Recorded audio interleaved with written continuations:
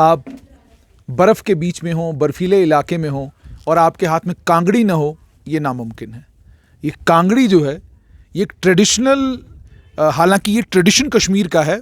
कश्मीर में लोग कांगड़ी का इस्तेमाल करते हैं। फ़ेरन के अंदर कांगड़ी, फ़ेरन जो है वो भी गर्मी देने का काम करता है, और अगर फ़ेरन के अंदर कांगड़ी है तो आपको रूम हीटर की ज़रूरत नहीं पड़ती। हालांकि कांगड़ी को लेकर भी मेडिकल साइंस पीछे नहीं रही। मेडिकल साइंस ने कांगड़ी को लेकर भी ये कहा कि बहुत ज़्यादा कांगड़ी इस्तेमाल करने से भी कैंसर हो सकता है, उसे कांगड़ी कैंसर कहते हैं। चलिए, बहरहाल लेकिन बहुत बड़ी तादाद में लोग इस कांगड़ी का इस्तेमाल करते हैं। और मैं इस वक्त बटोत में हूँ, यहाँ ठंड बहुत ज़बरदस्त है। जब मैं आया हुआ जिनके पास था तो उन्होंने फ़ौरन कांगड़ी दे दी।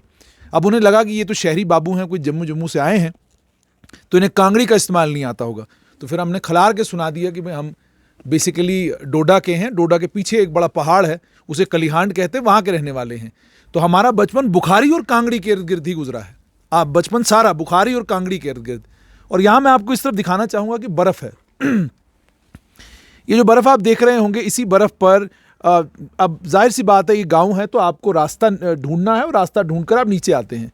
बचपन मेरा गुजरा है कि जब ये बर्फ़ बहुत ज़्यादा होती थी और कोई फ़र्क ऊपर वाले और नीचे वाले खेत के बीच में नज़र नहीं आता, तो हम स्लाइड करके जो है कोशिश करते थे कि ऊपर से नीचे तक का जो रास्ता है, उस ऊपर से नीचे तक के रास्ते को जो कवर किया जाए, पैदल चलने की ज़रूरत न पड़े।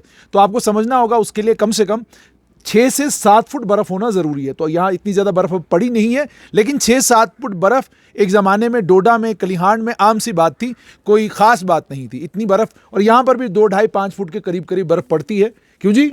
ये इस तरफ देखें जी, बहुत सारे लोग हैं ये भी कह रहे हैं कि 2-2.5 फुट बर्फ़ तो पड़ती है यहाँ, 2-2.5 फुट, 3 फुट, 4 फुट बर्फ़ यहाँ पड़ती है।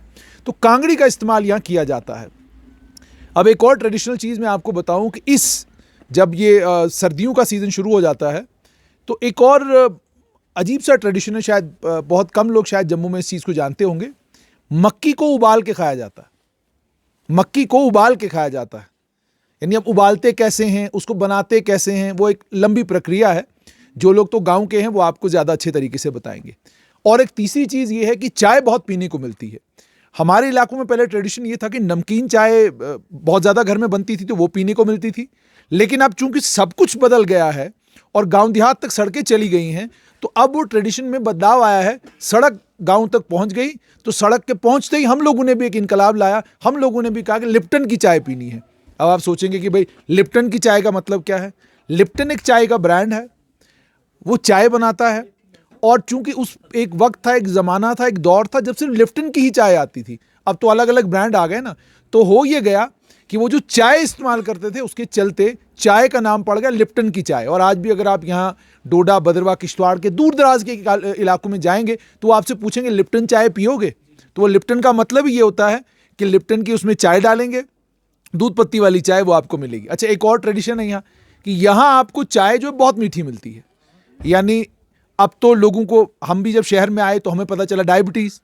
और मैं आपको यकीन से बता रहा हूँ कि हमारे बुज़ुर्ग जो थे या मेरी नानी, मेरी दादी, जब हम गांव में जाते थे तो हमें कोई नहीं पता था कोई डायबिटीज़ नाम की भी बीमारी होती है। कोई पता नहीं था, मैं बिल्कुल आपको सच बता रहा हूँ, कोई पता नहीं था डायबिटीज़ नाम की कोई बीमारी होती थी। और मैं आपको ये भी बताऊँ, एक और चीज़ थी, मेरी नानी के हाथ में एक कड़ा बंधा हुआ था। तो मैं जब भी अपनी नानी से पूछता कि ये कड़ा किस चीज़ के लिए आपने हाथ में बांध के रखा है, वो कहती थी ये प्रेशर जो है इससे ठीक रहता है। अब मैं प्रेशर, उस समय प्रेशर बोलते थे। फिर आहिस्ता आहिस्ता आहिस्ता आहिस्ता जब हम लोग शहरों की ओर आए तो हम लोगों ने मेडिकल साइंस को समझा तो पता चला कि वो ब्लड प्रेशर की बात कर रहे थे। जबकि आप जानते हैं कि आप कोई भी चीज़ पहन लें, डॉक्टर से अगर आप बात करेंगे तो डॉक्टर कहते हैं कि भाई किसी लोहे की, धातु की चीज़ पहनने से आपका बीपी ठीक रहे, ऐसी कोई पॉसिबिलिटी, ऐसी कोई संभावना नहीं है। वो कहते हैं कि बीपी के लिए आपको एक आधी टिक्की अगर लग गई तो वो टिक्की खानी है। अब मैंने डायबिटीज़ की बात की, तो मैंने डायबिटीज़ की बात इसलिए की थी क्योंकि लिप्टन की जब चाय बनती तो गुड़ डाल दिया जाता था लिप्टन की चाय में। अब आप खुद सोचिए, एक तो पहले लिप्टन की चाय, ऊपर से गुड़, वो कितना ज़्यादा मीठा होता है। तो कॉन्सेप्ट यही था कि ये मीठा भी है और आपकी सेहत के लिए ठीक भी है और ठंड में होना भी चाहिए। तो ये कुछ हमारे गांव देहात के इलाकों में होता था। अब चूँकि मेरे साथी आपको पहाड़ दिखाने लगे हैं, इन पहाड़ों की ज़िंदगी में भी बदलाव आया है। अब सड़कें कटी हुई आपको यहाँ से नज़र आती हैं, हालाँकि आधी से ज़्यादा ये सड़कें आपको बंद मिलेंगी।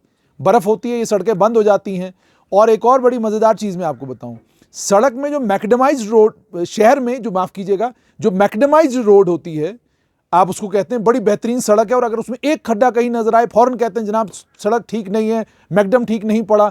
आप मानेंगे कि गांव देहात वाली साइड निकल जाएं, आप फोन पे किसी को पूछे रास्ता कैसा है, वो कहता है बहुत बेहतरीन रास्ता, आ जाइए आप।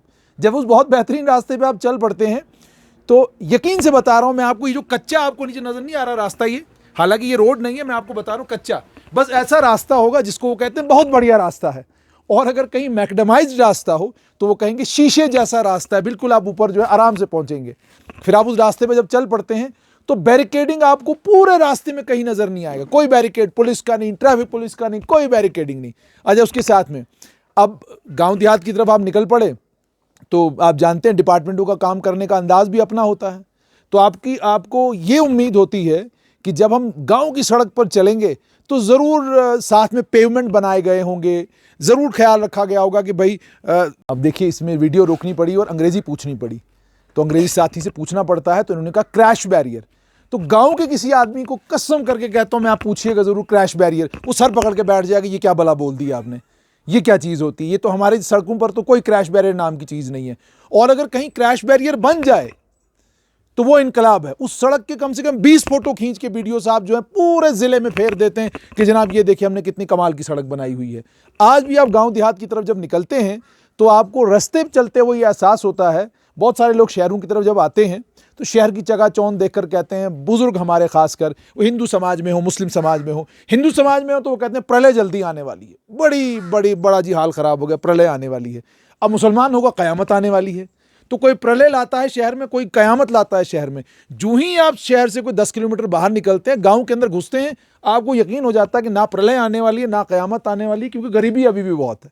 अभी भी 500 रुपया जब खाते में डलता है, प्रधानमंत्री की अलग अलग स्कीमों में 500 रुपया खाते में डलता है, उसको निकलवाने के लिए एक गरीब आदमी गांव से निकलता है और शहर की बैंक की ब्रांच में लंबी लाइन में खड़ा होता है कि बैंक से 500 रुपया निकालना है। और अगर उस बेचारे को कहीं एटीएम से निकालना पड़े तो कसम खुदा की बहुत बड़ी परेशानी है वो भी, कि एटीएम से पैसा निकालना उस बेचारे के लिए बड़ी मुसीबत हो जाती है। लेकिन उनके बच्चे जो आगे हैं, जिन्होंने पढ़ाई की है, और मैं आपको ये भी बताऊं बड़ी खुशी होती है, बड़ा फ़ख्र होता है कि बटोत की बात करूं मैं, डोडा, कलिहांड, भरत, बगला, इन इलाकों से अब केस अफसर निकले हैं।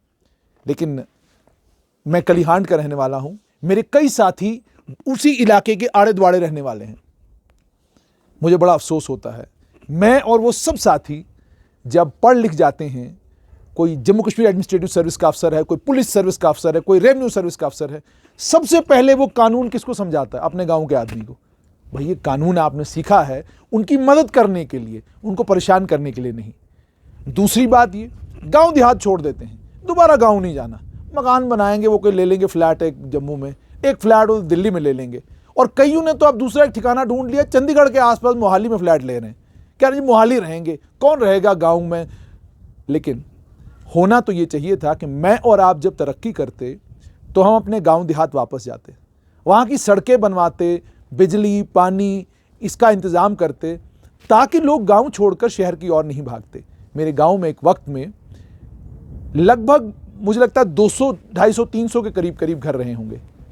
आज उनमें से 70 से 80% लोग गांव छोड़कर शहर आ गए हैं और अब शहरों में रहने लगे हैं, क्योंकि वहाँ सारी सुख सुविधाएं मिलती हैं।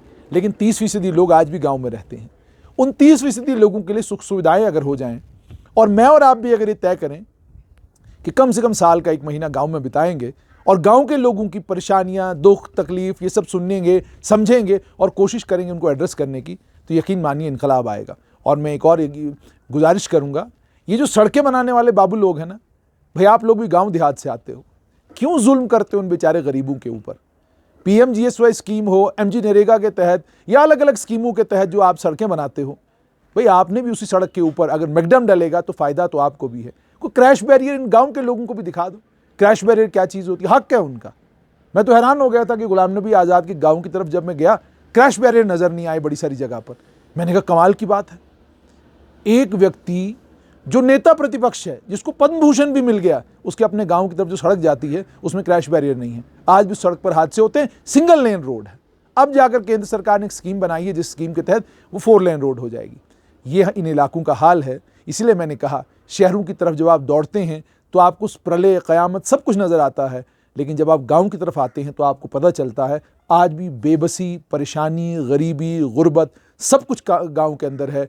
आज भी सेंटर की स्कीमें दुनिया भर की हैं, लेकिन इम्प्लीमेंटेशन प्रॉपर नहीं है। उम्मीद तो तवक्का ये इस वीडियो में से कुछ आपको सीखने को मिला होगा। और ये